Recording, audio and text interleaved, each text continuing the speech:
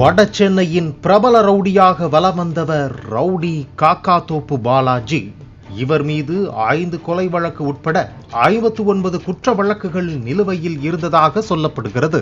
போலீசாரால் தேடப்பட்டு வந்த காக்காத்தோப்பு பாலாஜி பல மாதங்களாக தலைமறைவாக இருந்ததாக கூறப்படுகிறது.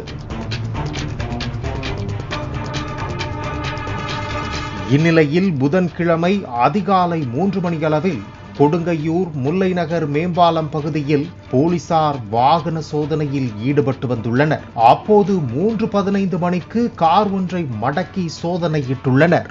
அப்போது போலீசார் காரின் பின்பகுதியை சோதனை செய்து கொண்டிருந்த போது திடீரென அந்த கார் சீறி பாய்ந்துள்ளது.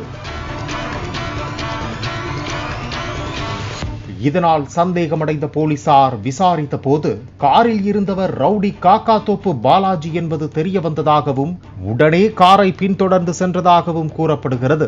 அதிகாலை 4:20 மணியளவில் காரில் வியாசர்பாடி ஜீவா ரயில் நிலையம் அருகே உள்ள BSNL குடியிருப்பு பகுதியில் பாலாஜி பயன்படுத்தியதாக கூறப்படும் கார் நின்றிருந்ததாகவும் காரை அங்கே விட்டுவிட்டு ரவுடி பாலாஜி புதருக்குள் தப்பிச் செல்ல முயன்றதாகவும் கூறப்படுகிறது.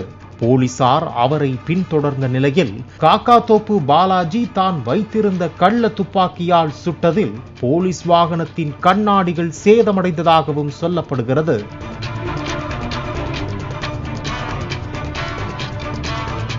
இதனையடுத்து காலை 4:50 மணியளவில் காவல் ஆய்வாளர் சரவணன் தற்காப்பிற்காக காக்காத்தோப்பு பாலாஜியை நோக்கி சுட்ட நிலையில் ஒரு துப்பாக்கி குண்டு இடது பக்க மார்பை துளைத்ததில் பாலாஜி கீழே விழுந்ததாகவும் கூறப்படுகிறது.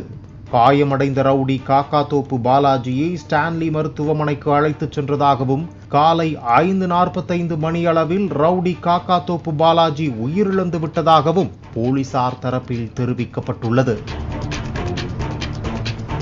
பிரேத பரிசோதனைக்காக காக்காத்தோப்பு பாலாஜியின் உடல் ராயப்பேட்டை அரசு மருத்துவமனையில் வைக்கப்பட்டுள்ள நிலையில் சம்பவம் நடந்த வியாசர்பாடி குடியிருப்பில் உயர் அதிகாரிகள் ஆய்வு செய்து வருகின்றனர்.